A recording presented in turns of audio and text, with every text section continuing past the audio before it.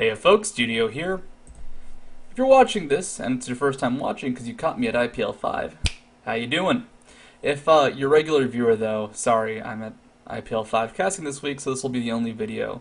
So if you're watching, I'll wave at you. If you're actually there in person, and you're going to be there, go ahead, come up to me, say hi. I won't bite very hard. That's as much as I'm going to promise. But yeah, watch IPL 5. If you're coming from IPL 5, watch it some more. But hey folks. So, let's talk about the 1v2 lane. If you've been watching tournaments lately, sometimes the top laner gets to go against the AD carry and support, the 1v2 lane. The reason people do this is because it lets the carry get free farm, you can avoid bad 2v2 or 1v1 lanes, and you get a chance to really apply pressure. Some characters like Jax, for example, suck at the 1v2 lane. What can you do? Everything you do is close range. If you're going to initiate, you got to hop in. You might be able to pick up some cool ganks if your jungler comes to back you up, but usually you get your butt kicked. And Jax is someone who desperately needs farm, so shutting him down early is awesome as hell. But what is your goal as the one? As the lonely man stuck in the 1v2 lane, what do you do? Well, you try not to die. That's really the goal. You're there to soak up experience. If you can get gold, that is fantastic. If you can only get some CS, usually that's okay. A score of 50 CS, if it's been a long 1v2 lane, is not unheard of. And it's not bad. That's the funny part. That's terrible in like every other lane. In a 1v2 lane, that can be really good. That's less than, I believe, half the CS you can possibly get. Still though, what do you want to do? Well, you want to not die. You have to make sure your HP stays high. You have to kind of be innovative with what you do. So let's go ahead, jump into this game. We're going to be looking at Voyboy's Akali. So Voyboy's Akali is awesome as hell because he's so good at it, but it's also really good in the 1v2 lane. Now, watch his items. What does he have now? 6 health potions, 9 health potions, a ward. What is he going to finish that off with? 2 health potions. He starts with 11 goddamn health potions. What the hell? Why does he do this? Why does he have so many health pots? What's that going to do for him? He's not going to die. This is a really, really interesting approach because it is risky. If he does get shut down, if he cannot get kills in the mid part of the game, then he's going to have no items. I mean, 475 gold spent on just surviving lane is not that much in the long haul, but just at the start, it's very risky and very scary. Even 150 when you start with cloth armor, 5 health potions, that's a lot of gold just on health pots. Still though, actually it's not even 150, it's 175, dang. Still though, his plan is to survive, to go ahead, have the HP, to take the constant harass in the 1v2 lane, and just make it. Now this kind of makes sense on Akali. Look at her stats. She's got really decent base damage. She's got 90 just from the Mark of the Assassin, and of course his base of AP, which has a lot of high AP because he has quintessences designed for Akali, which I'll actually link at the bottom of the video. The reason he can do this is because her stats are good enough. She can deal the damage at the mid part of the game, and he's not doing this alone. Jackie's also going to be an AP assassin. They're going to be able to die on one target and murder them. This is Curse's double AP assassin comp. It's really, really effective, really awesome. Now Voyboy, he takes some shots at the start of this. Walks towards top line, takes a buckshot, takes 2 auto attacks, has to use a health potion. Normally this would be really bad as the solo lane, but Voyboy has 10 health potions left. And if you want to drive yourself crazy, look how he uses the potions. He doesn't use them in a particular order. He saves the 2 for last for some reason. Is there a reason to do it? No. Can you stack them up normally? No. Is it really annoying? Yes. But you're the one. What do you do? Assume everything is death. Is he moving forward to CS? There's a creep there. He can get it. He can pick it up. He's not going to get it, though. And had he attacked it, he would have taken a lot of damage in response. And he would have been able to save his shroud right here just to pick up experience. So this is a really cool use of Akali. He's hanging out on the top lane. They haven't put down a vision ward, and he can see from Muff and Cutie's items they don't have one. So he's just going to keep tossing down that shroud. His main goal is not to get gold. He's just going to get experience. He's going to avoid a lot of harass and just hang out in a cloud of smoke, and soak it up. At the same time, he can get some experience. When he reaches the turret, this is, I'd say, the scariest part for a lot of 1v2 laners. When you reach the turret, you're going to take a lot of auto attack harass if you want to get CS. However, it's a lot more predictable to get the CS, so it's usually a little easier. This is where the health potions really come into play. He's spamming his Mark of the Assassin, he's getting a little bit of spell vamp off of it, but underneath the turret, he can walk up to a creep, auto-attack it, shouldn't take too much punishment because the turret will prevent any hard dives, and he'll be okay. He's getting some CS, he's getting what he needs to. The Shroud lets him CS relatively safely, you know. Will not get harassed so much, because at this point in the game, the AD carries don't have fast enough attack speeds to punish that, and he's getting something done. At least bot lane is also doing fairly well. They're both doing decently. 7 CS at the 3-minute 45-second mark isn't bad. Now, St. Vicious is up here. Is he going for a gank? Kind of. If they try to dive him, if, for example, Xmithy was in this bush and they were going to rush towards him, having St. Vicious here would be incredibly important, because then they could counter that fight, they could counter that dive, and they would survive. And that's something that, it's very team-oriented, which is unfortunate because your team won't always be there to back you up. But that is how you deal with that problem. That is what you do. If you think they're going to dive, you need your jungler nearby. You need to have enough HP yourself, which Voyboy has 7 health potions left. He's burning through them very quickly. But Voyboy is not going to have any problem not dying from outright harass. Still, though, this is a defensive way to play. Lulu puts the vision on him. They can see him in the Shroud, but he just kind of waits for it to fade, doesn't go too far forward, till it disappears, and he can still keep picking up experience. And this is his goal. This is what some people have to do, just not die. It's not easy. He's very easily punished. One good slow from Lulu that lets Aframo get in too many auto attacks. He might die to a combo, he might have to just retreat and give a lot of CS. A lot can go wrong. But this is a very defensive build. This is a build aimed at just surviving the damage. Now, what is Fear doing? They're taking down the turret. They're not going to kill Voyboy. They're well aware of this. So the new plan is, well, if we can't kill Voyboy, take out his turret, punish him for that. And that is something that is smart. That is how you deal with the one when he's trying just to sustain, kill his turret instead. Voyboy, he knows this. He's seen them auto-attacking the turret. He's going forward, being aggressive, getting constant marks of the assassin onto Aframo, and St. Vicious, he's now here for a kill. Unfortunately, Voyboy doesn't have boots, so he can't chase particularly well, and that does show. He's at 332 move speed, which is pretty damn good, but Akali has high base move speed, and he's actually running defensive masteries, enough to get the move speed bonus, because his main goal is to use his base stats and really not focus on scaling until he eventually picks up kills mid-game. Now, they go on a buff and Q, they go on to Aframo, but Voyboy doesn't have the boots, doesn't have the chase potential. They deal a bit of damage, but it's not enough for a kill. Now, he's almost level 6. What does level 6 Akali provide? Gap closing. And this is where Akali really picks up, even in a 1v1 lane. Like, she can be effective beforehand, she has really decent burst, but most characters will deal more damage and can chase her down for more damage after she uses Mark of the Assassin. Twilight Shroud has a 19-second cooldown at rank 1. That's a lot of time where you're exposed to everybody and you can't do anything to protect yourself. So that's normally why Akali isn't seen played in the 1v1 lane. She's very hard to play. You have to really manage her resources or you die. Now Fear, they take the turret, they take a very early advantage with this. If you look at the CS numbers, Zuna bot lane isn't really being punished too hard. I believe early on in the game he actually got some pretty sweet repels off. He hasn't really taken that much damage. Voyboy, he's taken a lot of damage. He's used 6 health potions. And because of that, because he's used so many health potions, it's a different story. Bot lane, they're not really shutting down Zuna completely. He's getting decent CS. Voyboy, it's a lot more constant pressure. This is just because of the characters. Sona, Ezreal's pretty damn good, but Elise has a lot of good defensive options, a lot of really good sustain that she can use underneath her own turret. And the fear of an Olaf gank is always terrifying. Well, not the fear, the thought. Still though, Voyboy, level 6, he's done what he's needed to do. He survived. The turret does fall, and that's a really bad situation to be in.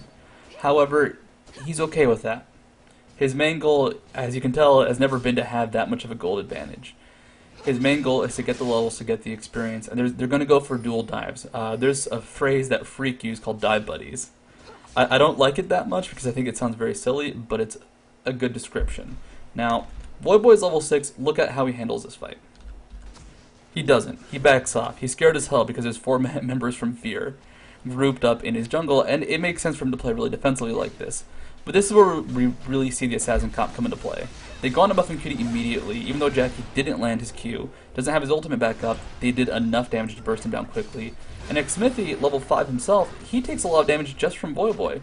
Voyboy's almost killed him more or less on his own.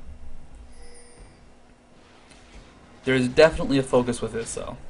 Look at how he uses his skills. It's always Mark of the Assassin first. Mark of the Assassin is the bulk of the damage. If he uses his ultimate afterwards and he can't proc it, he will use his E.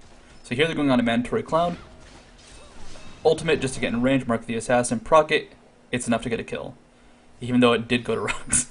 It was enough to set up Rux for a kill. Now you'll notice that there are 280 carries on Fear. Now this is important because double AD is pretty damn weak to double Assassin, but if you get to the late game, to the late game, those AD carries will wreck your Assassins because they just get kited, they die, and how do you protect them? Or if you protected them, you can't do anything. Like, the AD carries, if they can survive one Assassin's burst, or even if just one AD carry survives, that can be enough to win a fight. Now how did Voyboy handle that though? It was just stay on him, stick on them, your damage is high, he can do enough. Is it the items he has? No, he has 4 health potions. What let him really do that? Just the base stats of Akali. And this is a really unique playstyle. This is really taking advantage of the fact that, well, the numbers are good enough. People always focus on the items rather than the numbers at a base level. Akali support probably not going to work out well, but if if you have the levels, you can do what you need to do to be effective. Which make his build make sense as a result. What does he rush? Sork Shoes. Sork Shoes is going to be his first big item going back to base. With that pickup, guess what? Now his base values are really still effective. Now, his stats are going to be kind of low, but he's at 22%, 22 spell penetration, 10% penetration with percentage, I guess. Don't really know how to describe that. So 22 base value and 10% reduction. Which means Elise, for example, will have about 18 magic resists against Akali, which is going to be an effective number. Now, Elise is a pretty dominant laner, and I think Voyboy realizes. He comes to lane, he's very cautious. Not going to go too aggressive, but this is a bit what you expect normally to happen. Voyboy, he can toss Mark of the Assassin, that is his spammy skill. When he has the Mark, he has a very specific combo. Which, did you see the combo? Okay, first, he gets Mark to land. Wait for it, Mark lands. Looking at his cooldown, look at Mark of the Assassin's cooldown. When it comes off cooldown, he's willing to move forward, willing to be aggressive. It comes off cooldown, he goes in immediately, procs it, uses another, and then just auto-attacks and procs it again. Zune is down to half HP. Elise took a lot of damage. And then he just keeps chasing. He doesn't have Mark of the Assassin up, he just wants to be aggressive. And he has 3 ultimates, used 2 in that exchange. So now if Zuna does show up, he can still use his combo, get her down low, possibly force a repel, possibly get the kill. The Shroud there was used partially so he could juke any abilities coming towards him, and also because it does provide a very small slow percentage at rank 1. 14%, it's not huge, but it's definitely enough to let Akali stay in range. But that is Akali's basic, like, aggressive lane combo. Mark of the Assassin, wait for it to come off cooldown, proc the first one, then use your new, recently cooldown Mark of the Assassin to get even more damage, proc that, and you're golden. You're dealing a lot of damage.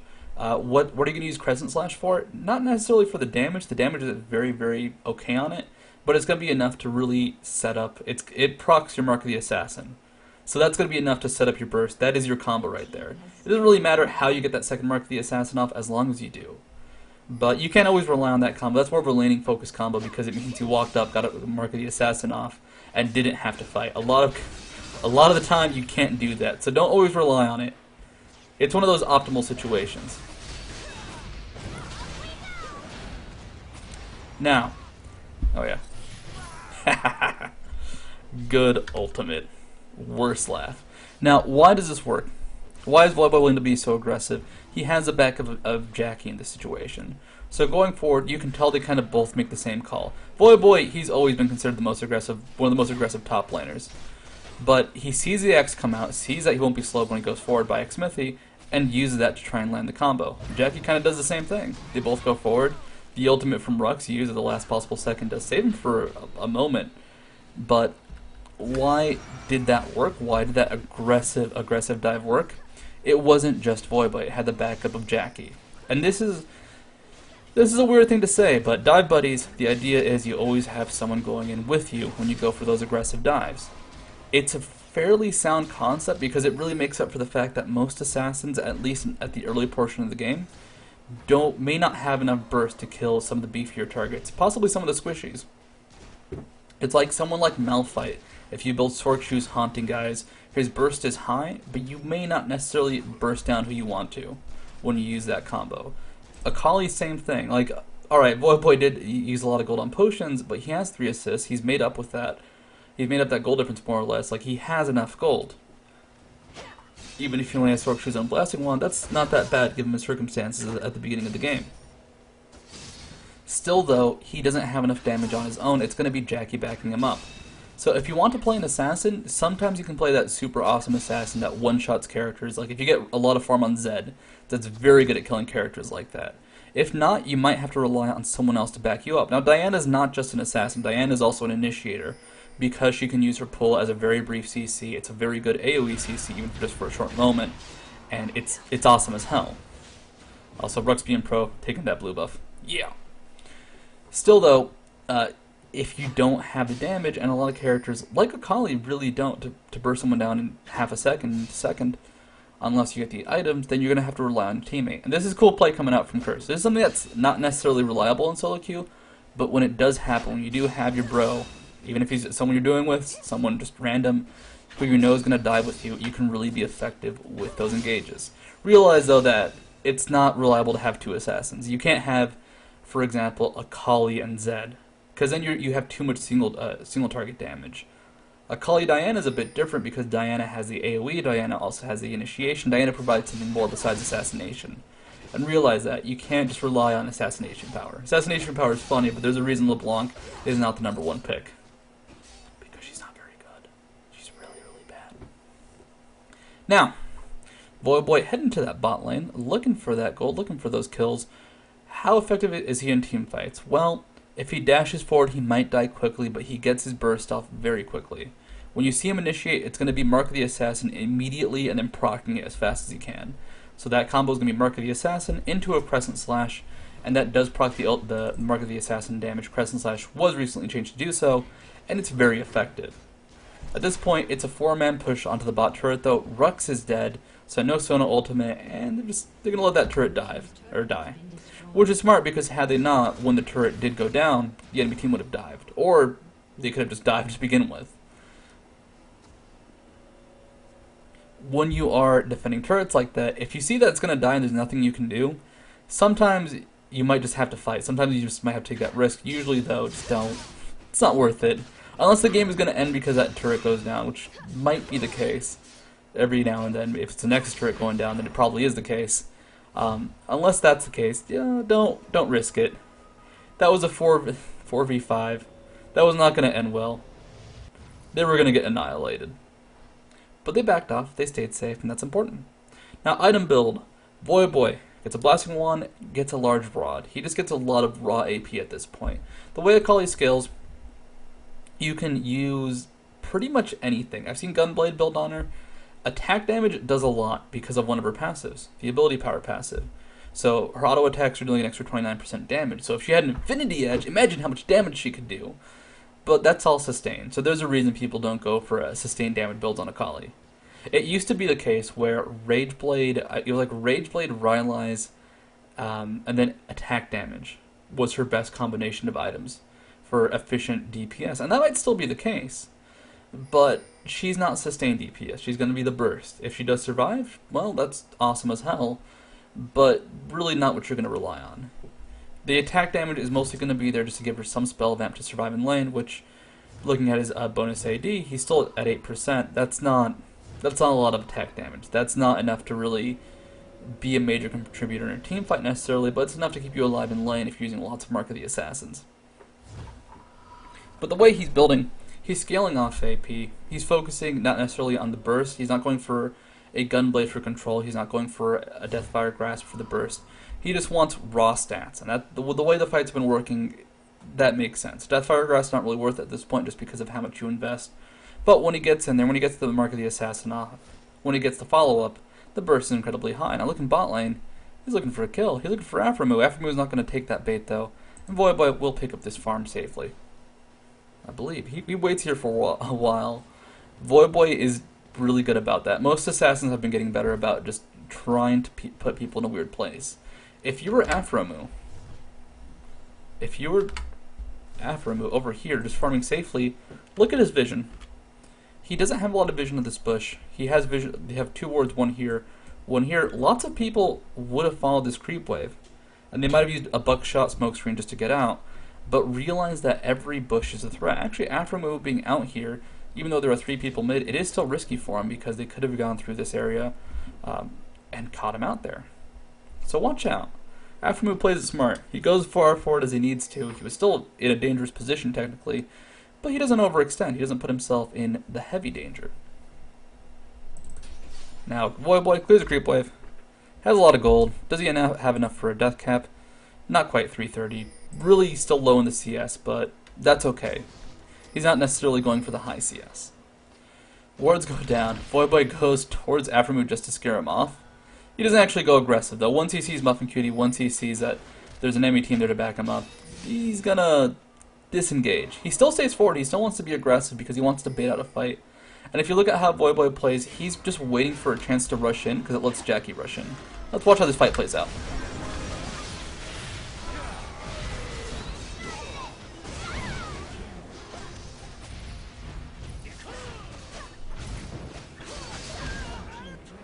Alright. And do they pick up Zuna? Do they pick up Zuna? Do they pick up Zuna? They do. This is going to be a team fight we look at in slow motion because it's a cool example of a team utilizing a lot of its abilities incredibly efficiently. Now, people, when they think of AoE teams, they think of very specific characters. But do you think of as Diana as an AoE champion? Do you think of Lee Sin as an AoE champion? Do you think of Akali as an AoE champion? Ezreal actually is because of the ultimate. But watch how this fight plays out. So, great Crescent Slash, or Crescent Strike coming out of Jackie. Hits Xmithy, which is enough to set everything up. But this pull hits 5 people. Brings them all in there. You can't really see what's going on, even zooming in. But every small, short-range AoE the team has is hitting somebody. Voyboy, using Crescent Slash, is proccing on multiple people. He's able to pick up Aframu. Like, every little AoE that they had, procced. Saint Vicious, his Tempest, procced. Ezreal got his ultimate onto 5 people. Jackie got a second Crescent Strike that hit a bunch of people. Voyboy, his Crescent Slash was also hitting 5 people. Why is it Crescent Slash and Crescent Strike? My god. And all the AoE and all the bursts hit the 5 people it needed to. The only AoE that didn't hit 5 people was going to be the ultimate from Saint Vicious, which he used for control, and he didn't even need to use it in that fight. And it's good that he didn't use it, because it would have knocked someone back defensively. So why did that fight go so well? Well, all the short-range AoE, the Crescent Slash, the small stuff, it built up. The damage, while not necessarily fantastic with each individual skill, when 6 of those skills hit you, you die. It's weird to say it, but there are lots of characters where people don't think about the AoE damage they deal. Think of Riven. When Riven hops towards you, you're scared of the burst. You're scared of being caught by the stun, but you don't think she can win an AoE fight because the AoE is so small. But if people clump up enough, if people clump up and let her get that damage off, she's a great AoE character, one of the best. And it's weird to see that happen. You don't commonly see non-AoE teams pull out the AoE, but the truth is most characters have some sort of AoE, and if you group up like that, even if it's not a commonly thought of AoE team, you might get wrecked. Now what did Voyboy do in that fight? He chased people down. He chased Mandatory Cloud out of the fight, used the Mark of the Assassin, just went for the AD carries, and that's going to be his goal.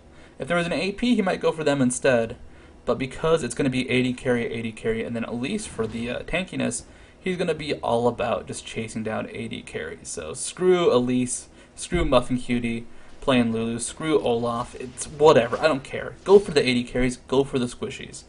And if Fear wants to play it well, they have to protect both AD carries, and that's tricky at this point. But looking at the timing of the game, it's 27,000 gold to 26,000, not a huge difference, still 1,400 within each other. This is the time of the game where assassins shine, because if you look at Aframu's items, he doesn't have that much. Also, look how much damage he took right there. That's a lot of damage to take from a couple skills very quickly. but he doesn't have the damage to instantly burst down Voyboy. He doesn't have the lifesteal to necessarily win a duel because he doesn't have the attack speed. Or he doesn't have Phantom Dance or Mandatory Cloud. I believe he does. He almost has Triforce at this point. But they don't have items. They don't have the items they need to be tanky. They don't have GAs. They don't have the duelist items. This is one that almost every assassin in the game is going to be effective, just because the AD carries don't have enough. This is when you got to make your big plays, especially a team like this that has 2 assassins. You go big or you go home. If not, the AD carries will eventually get Chain Vest, Guardian Angels. The supports might protect them even harder and have items like Reverie and even a Zeke's Herald, which will really, really help out AD carries. So if you're an assassin type character, you want to go for the big damage fast, you want to go for the big plays ASAP, and if you do so, if you go for very quick damage and then push it soon, push it as quickly as you can, that is your time to shine. Not every assassin is like that. Zed, for example, is very, very effective late game if he gets in range, which is another problem. But Akali, she's effective now. Later on, she'll still deal really amazing damage, but if the AD carries can 1v1 her, then it's almost not going to matter if they can just kite her to oblivion. Which she can be. If she has to keep using her ultimate just to close distance, that might not be enough damage. It's weird to see it because, you know, it's Akali. She's fast, she has an ultimate, but even if she has 3 stacks of it up to close gaps, if Aphromoo has red buff, if Mandatory Cloud has a phage proc, they can just auto-attack, walk away, and Voyboy might not be able to keep up the damage he needs. Realize that late game, when AD carries have 300 damage auto attacks, 400 damage auto attacks, and they're life stealing for 30% of that, you don't have a lot of time to kill them before they come back at full HP. Which is why Assassin is also one of the scariest and probably hardest things in the game to play. Because if you do go for one specific character and you mess up, you might have done absolutely nothing in the fight. Now, he builds Sork Shoes, he now builds a Chain Vest. His goal is to go for 80 carries. Think about this in your item build. GA is good on almost everybody. It's almost an item that you can just kind of toss at someone and it'll be effective. Even a support can benefit from Guardian Angel. Usually they won't have the gold to buy it, but they can benefit usually. When you go for item build, for static item builds, you do limit yourself in certain cases. In this case, does Voyboy need that much magic resist? Not necessarily. Zuna does decent damage, has a Hunting Guise, Sork Shoes, and Abyssal Scepter, so as far as Voyboy is concerned, he has no MR. But does he still need magic resist to deal with Elise? No. That damage is mostly single target. He can use a bit of MR to deal with Mandatory Cloud, to deal with Buff and Cutie, but there's very little magic damage on the enemy team. So why does he not build a lot of magic resist? It's not worth it. He does start building a GA, and that's important. The Guardian Angel will provide him a lot of survivability in a fight. If he does die, he can respawn, get another Mark of the Assassin off, use the ultimate. If you have a Mark of the Assassin on an enemy carry before you go into a Guardian Angel and you respawn and you can proc it, it's almost like they gave you your lane advantage. Let's go ahead, go look back at Voyboy. What's he been doing? He's been roaming around farming, looking at CS, he's equal with Elise. They're at 150, which is a very decent amount at this point in the game, given how bad their early game was. Now, what is the goal for Voyboy? He's looking for an opening. He's looking for a chance, like, what if one person takes too much burst? Then he initiates. What if they land a good CC? Like, Rux has a chance to get an ultimate onto 3 people, then he initiates. And that's what he's waiting for. He's waiting for his chance. He does not expect to survive these fights. He expects to get onto one person, and either Jackie gets the kill or he gets the kill, and then one of them dies. And that's okay. They're okay with that because the damage can snowball, the fight can really go excessively in their favor just because of how quickly someone will die. It's weird to say. It's like, well, it'll be 44 in the end, but usually they'll have to expend so much to kill Voyboy, and Voyboy, his cooldowns are so short. The highest he has is 15 on his ultimate. So they try and set a trap there, but the Olaf axes do reveal. It's very, very important to remember that when you do set up traps. Characters like Maokai, characters like Olaf can really hamper your progress with that. Now, Rux uses his E, Song of Celerity, which is almost like a call to initiate. The enemy team has to run away. Rest in peace, enemy team. Rest in peace, Fear. Gotta run away from a very, very angry Lee Sin. But you'll notice Curse, they've stuck together for quite a bit. Every now and then they'll split up, they'll go ahead, push out the waves. In that case, they just use Cop's ultimate to push top lane, but it wouldn't be that weird to see Voyboy roam to a different lane. This is because this is their chance to really force team fights. This is the chance where they murder people. Like, Voyboy, it's constantly in a position trying to kill somebody. He's got his ultimate up. We can't see the range for it, but it's going to be about over here where it maxes out. And Manta Ray Cloud doesn't fall for the bait. But this is kind of how you play an assassin comp. They can't push very well. If you look at the wave clear, they're going to have Buckshot on Afromu. They're going to have Manta Ray Cloud. Whoa, look at that slow transition. Manta Ray Cloud using Phosphorus Bomb and Rockets. How do you push against that? The answer is you really don't. So this is why Curse, Voyboy included, have been kind of hanging around one specific area. They can't push. They can't really do anything to the enemy team at this point. And this is important. This is what makes a team like Double Assassin scary. If you can't push, what if they stall the game too long? What if the AD carries get really scary and really tanky with Guardian Angel Bloodthirsters? Then you're in a bad position. You're fucked. You're dead. You're gone. Rest in peace. You can't do anything. And this can happen quite often. Some teams, the game just goes on long enough and they win. That's almost CLG's strategy, but they know how to play to it. They made a strength out of it. So Curse, they got to be cautious about this. They know that they're essentially on a timer just because they're up against 280 carries, and as long as their assassins stay higher than them in terms of damage output, they should be okay, but that might fall behind, and that might fall behind very quickly. Always remember that 80 carries, the way they scale, they will almost be better than just about anything late game. That's because 80 carries, they scale exponentially because attack damage benefits crit, which benefits crit damage, which benefits the attack speed, which also benefits the attack damage. Like, everything benefits everything else. So when you improve one stat, you improve every other stat. AP carries, if you improve their ability power, you've improved the ability power. That's it. Cooldown reduction has a good interaction with ability power, but generally it's not that one stat affects every other stat. It's that one stat kind of really not really affects other stats. Anyhow, Voyboy now has a Sheen, gonna start building a Lich Bane. So he didn't go for Guardian Angel. That's important. Why is Lich Bane gonna be an important item on Voyboy? Well, it keeps his move speed high. He's at 403 right now. Manta Ray Cloud, however, is at 416. So Lich Bane provides a 7% move speed bonus. It's gonna be enough for him to keep up with enemy 80 carries. It's gonna really amp up his damage with Mark the Assassin. 250 extra auto attack damage. It's very noticeable. So Voyboy, he doesn't go for the all-out defense yet. That's just kind of his style, but he knows that if he can keep up the burst potential, they can really secure kills. Now the enemy team, they're doing wraiths, they're hanging out in the area. They know that the Baron is a big threat. And a lot of teams do this. Once a Baron becomes a major issue, they'll keep wards in the area, they'll throw axes over the wall every now and then. You'll notice that when they don't see the enemy team, they have people like Xmithy constantly tossing axes. They never let up on this. They never just throw an axe and back off forever, and they're just like, okay, at this point we know Curse isn't there. They don't do that, and that's smart play. Now, Voyboy, he gets himself into a very particular position. If you look at the enemy team, you gotta look for who has oracles. It's on Muffin Cutie. So that is a guy that Voyboy has to get away from. Can he do it? What is the escape potential of Akali in situations like this? Well, not much. But was it worth it? This kind of goes to your role as a top laner. Every time, for example, a jungler heads to the top lane, your jungler should be doing something in response. If you're a jungler, you should try and punish the enemy jungler for doing something. Like, if the enemy ganks top, at the 8-minute mark, maybe you can make a play for Dragon, maybe you can steal his red buff or blue buff, you gotta punish him in some way. In this case, they sent 5 people top lane, so Curse, what did they say? It's like, well, you guys have everybody up there? Like all those guys will split push. They take out a turret, they hurt bottom, and they're able to go ahead and kind of make that trade worth it.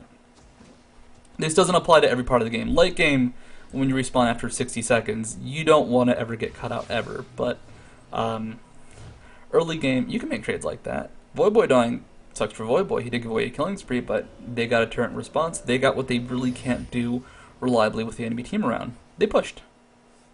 It's smart play. Was it intentional? Maybe, maybe not. But there's something interesting about the game in that regard.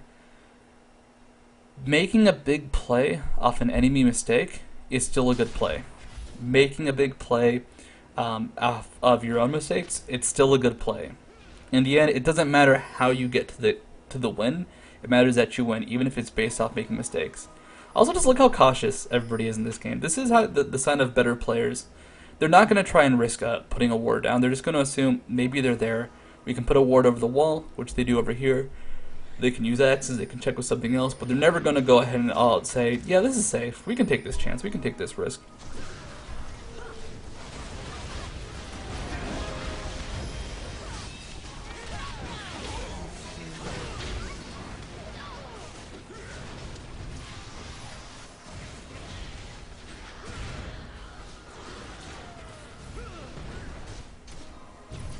Did they pick him up? Did they pick him up? They pick him up. And I do not believe they pick up Mandatory Cloud. They don't. Let's watch the Voyboy cam in slow motion. We're going to zoom in on this because it's hard to see what's going on. It's still hard to see what's going on even when zoomed in, but it's enough. So Voyboy, they go forward. His goal is to get to people. So the first thing he does is dive with Jackie onto Muffin Cutie, I believe. So looking at 8x speed. Oh, he didn't even flash for or use ultimate yet. So his goal, he's trying to get to the squish. His after move goes incredibly far forward to get his burst off, but he's punishing Mandatory Cloud. A great ultimate from Rux lets him get a few auto attacks off. He procs his Mark of the Assassin, which he already had another one on Muffin Cutie, so he gets really good damage on multiple people. His goal here is just to be in the enemy team. The reason this is effective is it forces them to attack him, it forces them to pay attention to him. And Akali, because he has that Chain Vest and OK Spell Vamp, it's still enough for him to deal his damage. How many ultimates did he have left? 1. So he got 2 ultimates off despite getting assist, so he used 3 that entire fight. Got about 3 marks of the Assassin off, and that was enough to win the fight. And of course, his team also helped too. So, when you play an Assassin, there's a good chance you're going to be in a situation like that. Did he kill the people he went for? Well, Muffin Cutie did die, but he was focusing Mandatory Cloud in the middle of that. But he did what he needed to do. He distracted the enemy team for a bit. He let the rest of his team deal the DPS. They didn't go for the die buddies in that situation. That was Jackie trying to force an initiation, as Voyboy is like, well, I'll focus someone else just because I know going for Olaf right away won't matter that much.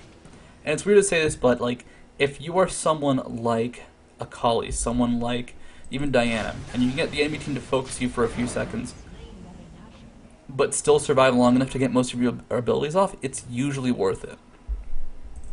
It's a very sacrificial style of play, though. You can't always rely on it. It's never going to be something you can just easily say, yeah, I'll die, whatever. It doesn't matter if I die. I'll be fine afterwards because we can go ahead and just, pick everybody else off.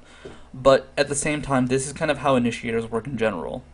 Voyboy, he is very squishy. He is relatively tanky in the Shroud because it provides very good defenses. 150 armor, 109 magic resist. Not massive, but tanky. Will take a beating.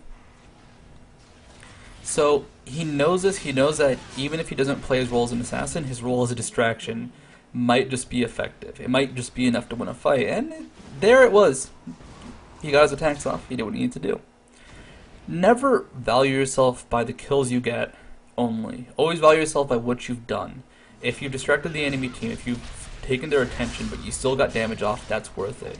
If you're an AD carry and you didn't die in a fight, but all you were able to do was escape the fight and just, like your Ezreal, your Arcane Shift out of there, flash out of there, get over a wall, and you're fine, then you didn't do much. All you did was kind of survive, but you didn't accomplish anything. Sometimes you have to take those risks. Sometimes you will give up more than you do. But in that case, Voyboy, he gave up quite a lot. He gave up his life, but he set up the fight for the rest of the team. It's cool, huh? And this is going to be how Akali plays for the most part. Every assassin eventually becomes that person. But Akali, if she can stick on the right target, will murder them instantly. If not, if she can only get a couple auto attacks off, she can usually get someone low enough to kill. And if it's the right person, it's going to be worth it. And if you're in the Shroud, if your spell vamp is enough to keep you alive to let you sustain, then that's okay too. It's okay if you die, as long as you do enough as you die. And it's one of those trades, one of those situations. People don't like those situations, but hey, I know. It's a risky thing. It's scary as hell, but sometimes it's enough. Curse, though.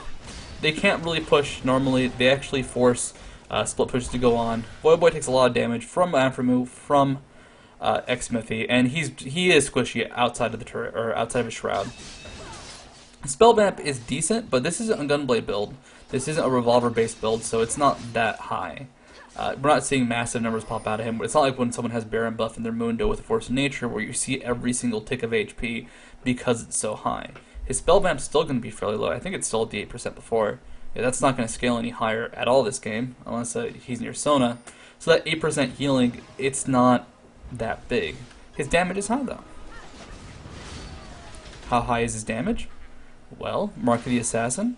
it's going to be hitting for about 500 damage on both procs.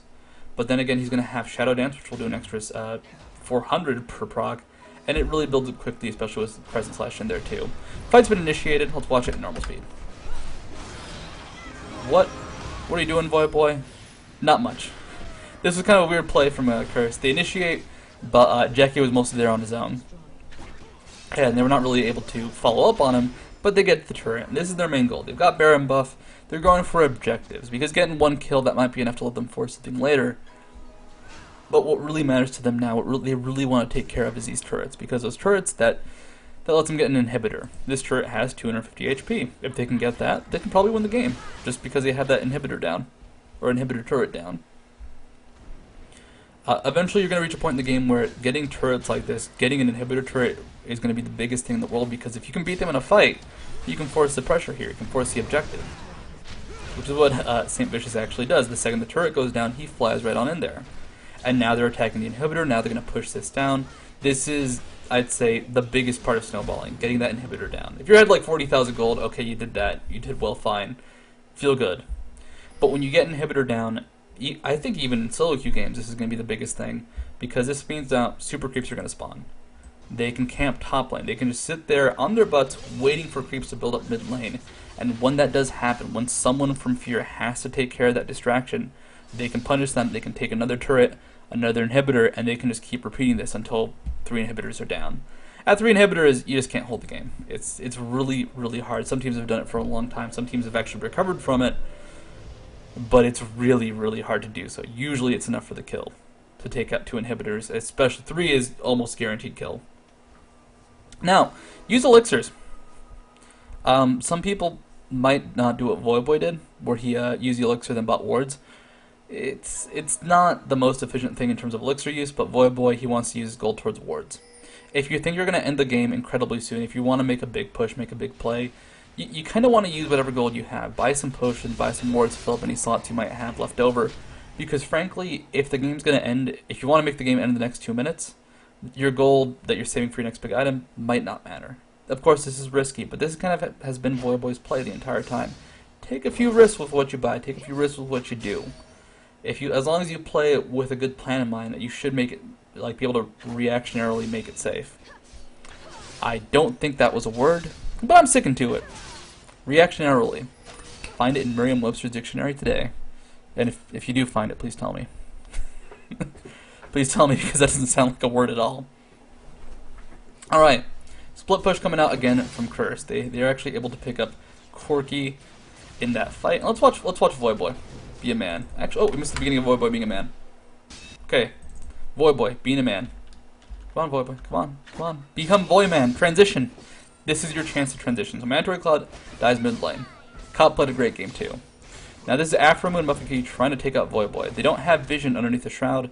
They didn't have it because Help Pix was down. Afro Moon actually misses his ultimate there, but Voyboy just retreats.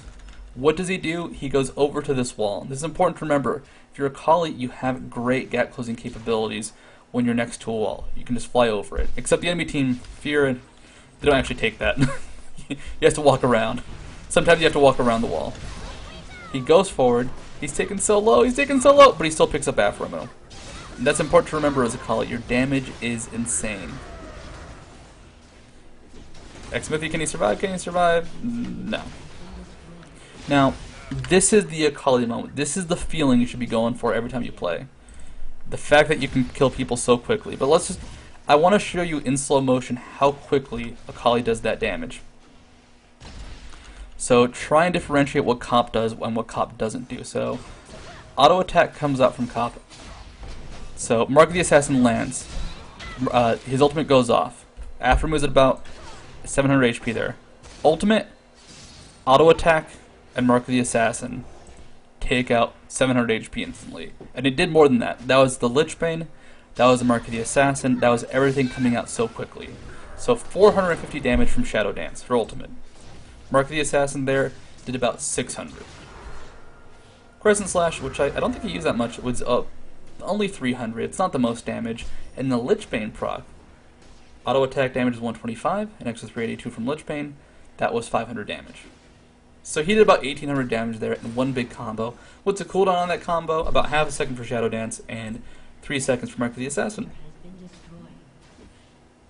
That is what you do as Akali. That's what makes her such a big threat. You can deal an immense amount of damage very quickly, but unlike most assassins, unlike characters like Talon, like Zed, who have really long cooldowns on their assassination abilities, yours don't. You get an assassination off, you're up again, ready to kill in a few seconds.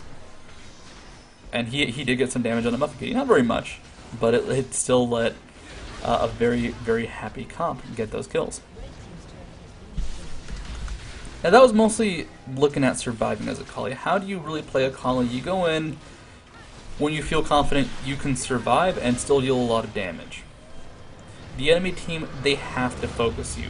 They're going to focus you. If the enemy team doesn't focus you, you're going to win the fight. Why? Because she does that really high sustained DPS. Because she does the damage, she does the wreck, and she just beats you up. Oh! I don't know why that was like a nerd rage moment, but it was. So hopefully you enjoyed this. If you're a new watcher, go ahead and subscribe to me on youtube.com/SovietWaffles. And yeah, hope you enjoyed this. See you guys at IPL 5.